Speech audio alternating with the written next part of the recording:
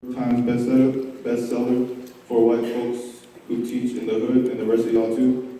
Emdin was named the 2015 Multicultural Educator of the Year by the National Association of Multicultural Educators, and he has been honored as STEM Access Champion of Change by the White House under President Obama. In addition to teaching, he served as Minorities in Engineering Ambassador for the U.S. Department of Energy. Please let's give a warm welcome to Dr. Christopher Emdin.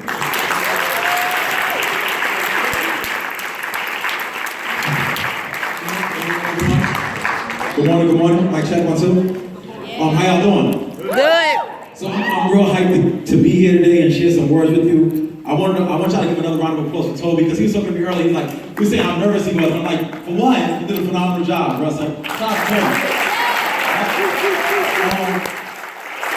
That's first. Second, I want to just give a couple shout outs also to my homegirl Crystal is here. She's one of my favorite people in the world, so shout out to Crystal. I also want to give a shout out to Jean Taylor. Jean, when you at Lincoln Center, she's just so dope, and she handed me a copy of a blue guitar, variation of blue guitar by Maxine Green. And anybody who knows me knows that Maxine Green is one of my idols and heroes. I remember going to her apartment in Manhattan, literally sitting at her feet, hearing her just spots, share so much. And so I have 15 copies of this book, and each one means a lot. So thank you so much for handing that to me. It means the world to me. And then I got an hour to talk to y'all. And I understand the larger theme is culturally relevant, teaching and learning, and so I will definitely talk about that. But I also want to use that phrase as a launching point to have really more in-depth and powerful conversations about the nature of teaching and learning and where we possibly could go, and to talk about dimensions of the work that we've not really delved into yet. But like any good teacher, there are a couple things as a good teacher, right? Every good teacher has to have an amazing lesson plan that is detail-oriented, that has structure, that kind of make allowances for all the places the students may go. But every good teacher also knows that your ability to teach is dependent upon your ability to let go of that lesson plan. So you gotta be grounded and rooted, Yes. but also be willing to fly. And you're willing to let go of that lesson plan based on what? Anyone? What your students take, right? And so I'm sitting there up there as the panel was going on. As the panel was going on, I'm listening to the conversation, and the really just the dynamic was powerful. You know what I mean? The white brother at the end, you could tell he's literally being deliberate about not taking up space. It's such a beautiful thing to see, right? It really matters, right? But still also ensuring that he has something to share. So I was watching that dynamic. I was sitting in the middle, there were certain things that were being said, and she was like, but then she was going through it. And I think just watching that dynamic and watching how that happened in the context of a larger conversation, as I sat there, I threw some pre-slides together real quick. I literally just went online, had some pre-slides, and I'm gonna get into my talk. Is that all right? So my pre-slides are real quick, and this is always my major slide, hip hop ed. Does anybody know what hip hop ed is? Who's not familiar with hip hop ed? Every Tuesday night, 9 p.m. Eastern on Twitter, there is a Twitter conversation that I have with a bunch of colleagues from across the country who are interested in the intersections of hip-hop culture, music, art, philosophy, and education. So I'm just going to invite you to be a part of that conversation. And then I'm just going to throw my slides together, and then we get into the talk. These two images I had in my deck already, I just kind of moved them up. And as I was hearing the conversation earlier, what I felt from the participants that they were trying to articulate, and they were just dancing around it, and I know that if they had more time they would have said it, is that the issue with cultural relevance as it relates to education is that cultural relevance as a concept and a construct is essential, but because it is just language, it's superficial. It doesn't mean that the construct doesn't have value, and it doesn't mean that it can't be used to do good work. But what's happened with cultural relevance and cultural responsiveness is that it has become colonized by academia and academics. Yeah. So what happens is that revolutionary and transgressive work, right, that began with those roots has become part of the common discourse within institutions that don't have an intention to serve those goals. So when we have this dynamic going on, folks can intellectually understand the concept and the construct of cultural relevance, right? And it takes a big leap for them to even get it intellectually. And they're so satisfied and comfortable and proud of themselves because they finally understand the concept linguistically that they are paralyzed from doing the work around it. And so when the system is going through it, it's like, yo, we understand cultural relevance and we out here talking about it, but literally, a man was lynched yesterday, right? A young person's soul is lynched in classrooms daily by going into spaces, by entering into spaces where their ability to engage is so colonized by the structures of schooling that I feel that it's easier to just to extract myself from it. So my physical body is present, my soul has been lynched by the flawed curriculum. And oftentimes by an educator who understands the concept and construct of cultural relevance. Y'all with me? Because once you intellectually get the concept and you can't see my soul is leaving my body, you are so satisfied with your doing the right thing that you don't understand the implications of. Come on. The challenge and structure is embedded in the idea that the sisters feeling that kind of tension because it's like, yo, even in the midst of this conversation, somebody's soul left the classroom yesterday. Yeah. And we're still not even talking about that yet, right? Then the next one is they have this conversation about fear. And this is an image from, I believe, the 60s, right? And it was like sort of the Garveyites movement. And there was this sort of fear of, you know, a Negro uprising, they called it. And that fear of the Negro uprising forced folks to be able to enact practices that really inhibited them from being truly free. And there was this this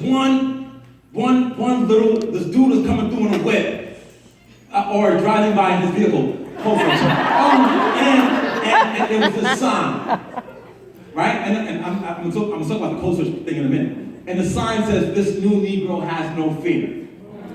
And when people ask me, what is the crux of the work? It is for young folks to be able to enter into classrooms without fear. It's all about whether or not you're scared or not. People sometimes, well, that kid is intimidating. That kid is putting on intimidation as an avenue to be able to mask the fact that he's scared in that classroom. So he's scared that you won't know what he doesn't know. He's scared that you might not welcome who he authentically is. But the anger, the frustration, the bravado, hypermasculinity that ends up being toxic is all a mask for fear, scary babies. Right? Who projected an image of hypermasculinity on and don't know how to deal with it. That's why you got sixth graders who be like, little man this, and like, you didn't even let him be a boy yet. Because you're putting manhood on him. So when you put manhood on a boy who's not yet even understand the construct of maleness, right?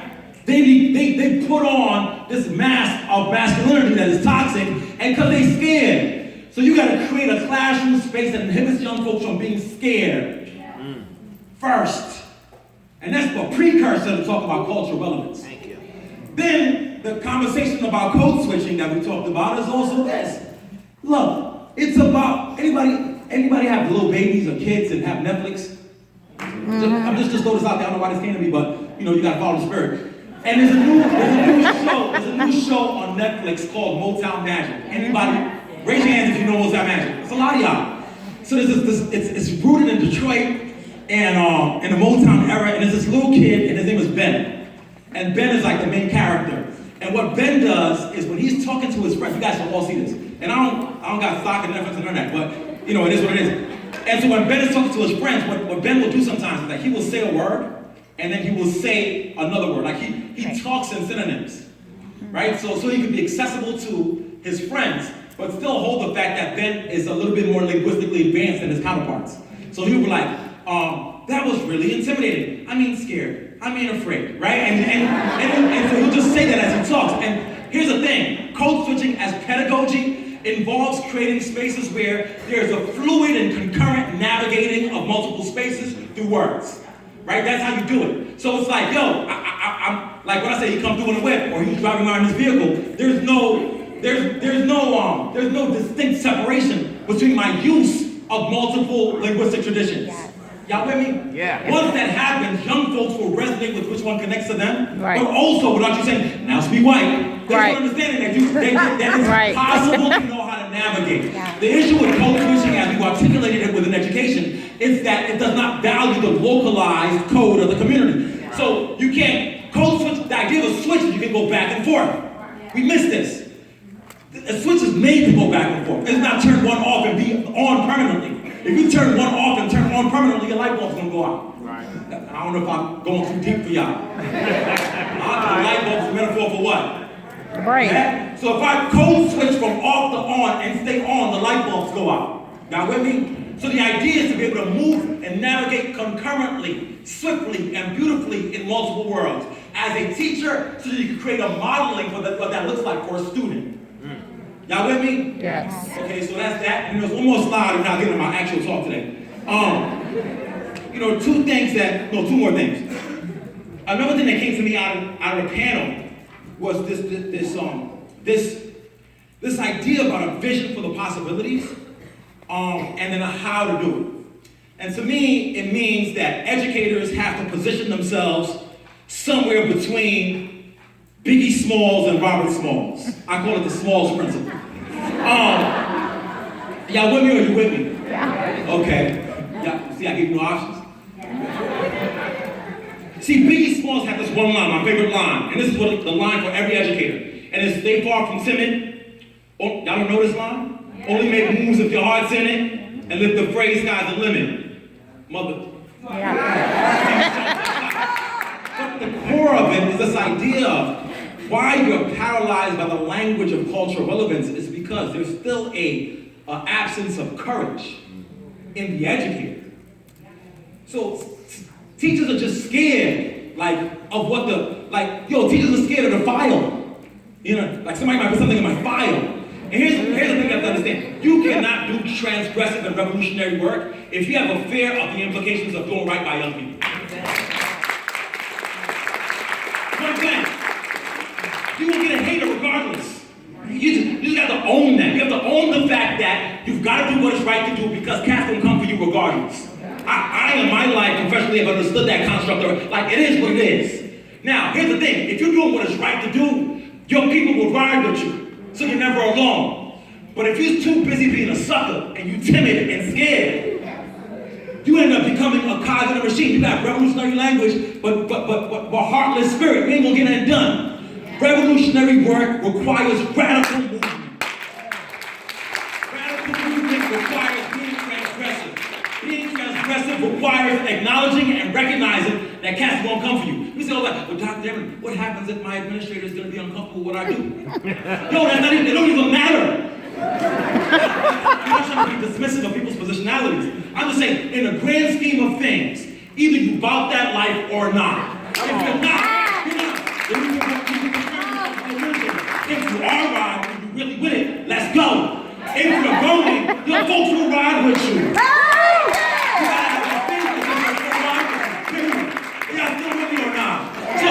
Once you understand that you are going to get dissension by doing good work, then other folks who are going through the same thing will connect with you. You can coalesce and form a block to push back against the structure. Otherwise, you're going to be limited by your fear, and you can't do the Smalls principle, part 1. Smalls principle, part 2 is Robert Smalls. Come on. Anybody know who Robert Smalls is? Yeah. I could go through a whole joint, but we don't have time for the lecture today. But Robert Smalls was an OG of all OGness. And what dude did was, he literally was born into slavery, and at a certain juncture, he literally snuck into a Confederate ship that he wasn't supposed to be on. Y'all with me? But when he got on the ship, he learned all of the codes and rules to be able to navigate it, to be able to pass by all the structures, and then utilize that to be able to lead folks to freedom. Are y'all with me? Yeah. That's a metaphor for what you need to do. Once you're no longer scared, then you gotta understand the tactics. Right? Smalls principle part 1, far from timid, only make moves with your hearts in it. Smalls principle part 2, look, you gotta be able to infiltrate the spaces where you're not supposed to go in there. You gotta do a Robert Smalls and fit in and get in. You gotta get a job somewhere. You gotta get a position in an institution of higher education. You gotta go in there and get that. Once you get that, learn all of the codes and rules of engagement. And then once you learn the rules of engagement, utilize that to be able to do an alternate intention of the institution. Yes. A lot of y'all folks is too concerned with A, being scared, B, understanding the language and not doing nothing. Once you know better, do better. Now do better with tactics. Get the job. Every young person with an associate's degree, go get you a PhD. Yes. Why did you say that? Are you trying to say that education is the only way that folks of color will be able to? I'm not saying that. I'm saying get the degree so you can have the opportunity to do and change something. Amen. Listen, nothing that Chris Emdin says cannot be said by a high school dropout who has studied the structure of this institution and knows how broken it is, which is why they left. So why does Chris Emdin get to give a keynote? Let's ask ourselves this question. Why then? Is it because I'm special? I ain't that special.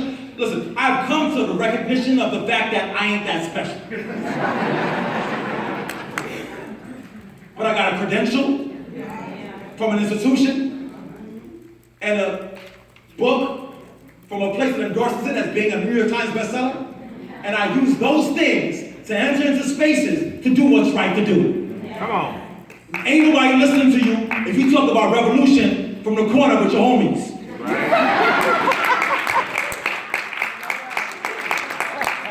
There's an amazing skit on an album by Mos Def and Talib Kweli, and the long and short of it is the guy goes, there's two brothers, they pull up to a red light, talking about how oppressed and brainwashed our brothers and sisters are.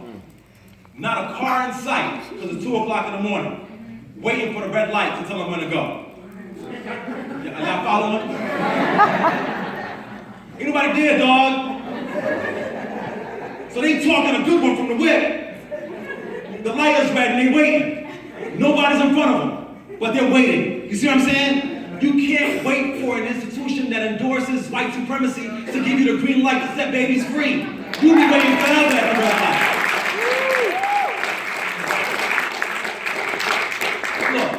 When they lock you in at a green light, you gotta learn how to move on red. Y'all with me? Sometimes you get the green light. Folks will give you the green light when there's traffic. They jam you all the way up. Institutional structures, no budget, no allowances. Your principals, there's no money for an after-school session. You gotta follow the standards. The test scores were bad last year. They'll jam you up and they'll say, okay, but you can do what you want progressively in your classroom. Knowing you can't go because they jammed you up. Then when the traffic clears, the light is red. And you're like, I'll just wait till it's green again. You keep waiting for the light to be green. You be waiting forever. While kids die and get lynched emotionally under your watch. All right, let me get to my talk now. The theme of the talk today is, I was supposed to talk about cultural relevance pedagogy, but I changed my mind. Pentecostal. I see that I one. want to talk about towards Pentecostal hip-hop and faith-based approaches to culturally embedded teaching and learning. I know it sounds like a mouthful, so I'm going to break down every element of it. Y'all with me or not? Yeah. First, towards a Pentecostal. Now, when you talk Pentecostal, a lot of folks get livid. There's a separation of church and state. We shouldn't talk about spirituality and education. I'm an atheist, I'm agnostic, they're an atheist, they may be, whatever else it is. This is not a call for you to convert to a faith. It is, however, a recognition that culturally relevant pedagogy for black and brown babies has been existing in spaces where black and brown babies gather since they've been gathering in this country. Yeah. And the places where they've gathered historically have been in Pentecostal black churches. Mm-hmm. So if you're like, well, let's be culturally relevant, let's think about what the next step is. Sometimes innovation requires going back to what has been ignored in the past. Come on. People think innovation is new. Like, what's the new thing we gonna do? How about the fact that historically you ignored some approaches? So go back and find what was buried and unearth that. The best innovation is buried in old practices. Y'all with me? Mm-hmm. Now, buried old practices is a Pentecostal black church. Look, historically, as for black